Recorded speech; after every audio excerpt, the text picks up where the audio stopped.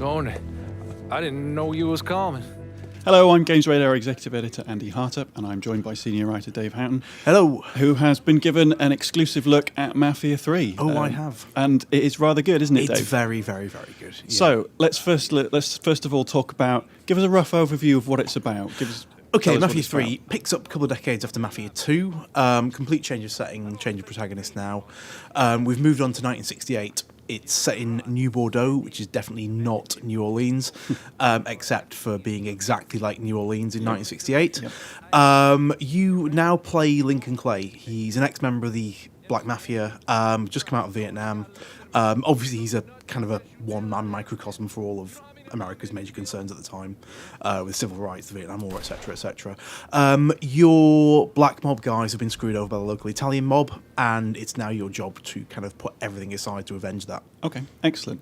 Now, you've had a few hours to actually go over and play it.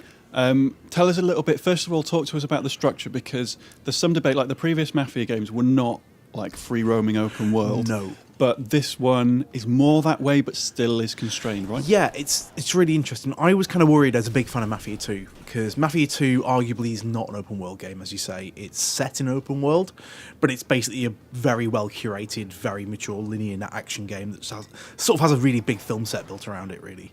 I was kind of worried that it would lose some of that focus, but it hasn't. They filled out the open world really smartly, actually, in that you're still always moving forward. Everything you do ties to the main story and pushes you forward. There's no random stay in the pub for an hour playing darts minigame nonsense. Effectively, the way it works is you're taking down the Italian mob racket by racket, effectively, taking over their business progressively. To do that, each racket has a certain amount of money it brings in. You've got to knock that down to zero. To do that, given at any given situation, you've got maybe 8 or 9 options that will do that. You can chase down the supply trucks on the road, take them out, kill their enforcers, have full-scale assaults on some of the bigger installations. They'll bring the money down progressively. You're free to choose any way you want. Okay. But ultimately, it all pushes you forward and feeds you back to the main storyline. It just gives you like a wider route to progression, basically. Okay. And can you choose which of these lieutenants to take down first, or is that all sort of preset? In the demo I had, it was effectively, I had a menu of activities. Like, I had the main mission, then there were like 8 or 9 little sub-options, which were kind of, chase the vans down, steal the money from this site, kill this guy, and they'll all give you little icons on the map. And you're free to just pick and choose those as you wish. That's cool. Now, one of the things I noticed about Mafia when I first went and saw it last year in August at Gamescom is how wonderfully violent it is. Oh, it's disgusting, but really satisfying. Really satisfying. I mean, tell us about some of the nastiest stuff that you did. Oh, I mean, you can just... You've got 2 guys coming at you, shoot the first one in the head. The headshots are so snappy and exciting. It's just like nothing extravagant like Gears of War, just a beautiful little crack pop kind of thing. Shoot one guy as he's falling, sprint ahead, grab his mate, knee him in the chest, stab him through the throat, or stick a knife through his chin up through his head. You can... there's bits where I've punched a guy, then grabbed him by the neck and choke slammed him down into a wall, Undertaker style. That's horrible. It's brilliant. That is horrible. Yeah, that is properly nasty. Yeah. No, I really, really love that. And there's some driving stuff as well. There is. Did you get to do much of that? I did a little bit of driving. Yeah. How does it feel? It feels really good. They've actually ported over Mafia 2's driving model. Okay. Which makes sense because it's still one of the best for open world.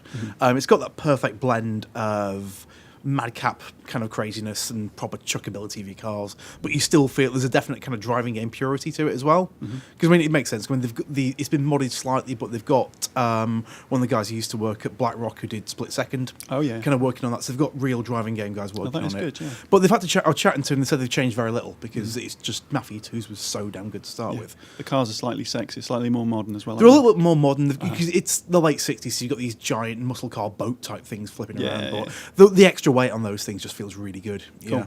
So there's also a strategic layer to the action as well, isn't there? In terms of that you put your own lieutenants in charge of certain businesses, don't you? So tell us a little bit about that. I think that's going to be the sort of climax point of each major racket takedown. The way it seems to work is you've got the various activities that you can do to kind of chip the money down. Then you get a big linear set piece level like Mafia 2 was built around, and they're great. And then you have a sit down with your 3 lieutenants who are the leaders of the Irish, Rebel Italian, and Haitian gangs, respectively. And then you've got to once you own a new territory, you hand it to one of those guys to look after because you're too busy causing havoc everywhere else, basically. That gets really interesting because if one of them starts feeling like the others are getting preferential treatment, they're going to start getting pissed. Oh, really? Yeah. Cool. They're going to start getting really annoyed. I mean, but the thing is, so you've kind of got to try and treat everyone fairly, but you can't, because every bit you give them, they'll give you a new upgrade with they give maybe a you new perks and handout, things like that, new don't they? perks like stuff like Vito. You can call him in and he'll send some muscle down for you to help you out in a tough fight. One of them will send you a van full of guns to resupply whenever you need to. One will give you new health and armor, and sometimes the wrong one might offer you the perk that you absolutely need, so you can't be really fair to everyone. In the last one, I gave it to Cassandra. I mean, partly just to see what would happen because she was already really flush. Yeah. Burke went ballistic. Vito got really, really sad. Vito, which made me real awful because Vito's the protagonist of Mafia 2. Yeah, and this is him like in his 50s now, looking really sad and burnt out. Oh, no. He compared me to Joe, his best mate from Mafia 2, which if you played Mafia 2, you'll know what that could deep. Yeah, not necessarily a good thing, is it? No, it's really sad. I was literally apologising to him in the room. Burke, though, is really interesting. Went nuts, told me I had one last chance to keep him happy. After that, it was going to be major trouble. The devs. So is it possible that they're going to go to you? They're going to go to war with you as well? I think so. That I is don't really know. interesting. Like the devs at Hangar 13 have been very, very quiet about what that actually means. But the way Burke was talking, I'd say at the very least he's going to cut off perks. He's much more likely. I think it's more likely I'm going to have 2 enemy factions rather than 1. I love the idea of, obviously you've got all these choices in games and you can choose one thing or another, and usually it fills up a morality bar one way or the other, and I love the idea of you actually losing perks because you're having to choose between three friends, 3 allies. Yeah, that's it. Yeah. Well, I think that kind of reflects really nicely on Link and your protagonist as well, in that rather than being kind of keeping it quite systemic and mechanical, it changes the way he relates to them as well. I mean, because like I said, it's the choice being kind of, do I want the perks or do I want the friends? And they're both really hard to choose between. But say you make a dick move like I did and kind of screw 2 of them in favour of one of them. Lincoln's response to the other 2 is a lot harsher than it would have been if you've been playing a lot more happily with them as well. So I think the way he's going to be portrayed kind of shifts as a result of that as well. I like that a lot. Now, one of the things that really, really impressed me at the reveal was the atmosphere. Like they got, obviously it's not called New Orleans anymore. No.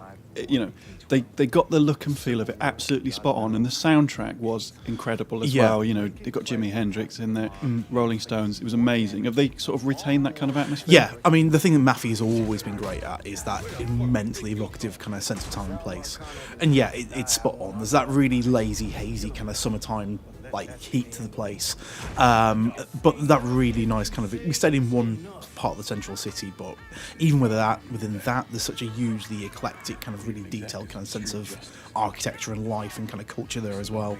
At the same time as carnage going off all over the place. So nice.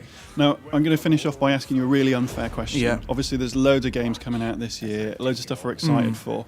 Where does this rank among the games that you're excited for? It's suddenly gone right up. I mean, I was a big fan of Mafia 2, so I was cautiously optimistic.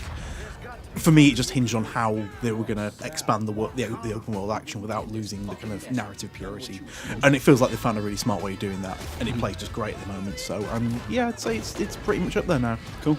And last question, did you feed anyone to the alligators? No, didn't get anyone near the bayou this time, unfortunately. Still in the city, but I did throw a grenade at him. No, I threw a Molotov at a man and ignited his own grenade, or vice versa, which exploded him and barbecued him and made him scream for a very long time. Sounds awesome. It was great. All right, cheers, Dave. As ever, for more Mafia 3 news, keep it tuned in to gamesradar.com. And for more videos on all things video games, movies and TV, keep subscribed to Games Radar on YouTube. Dog.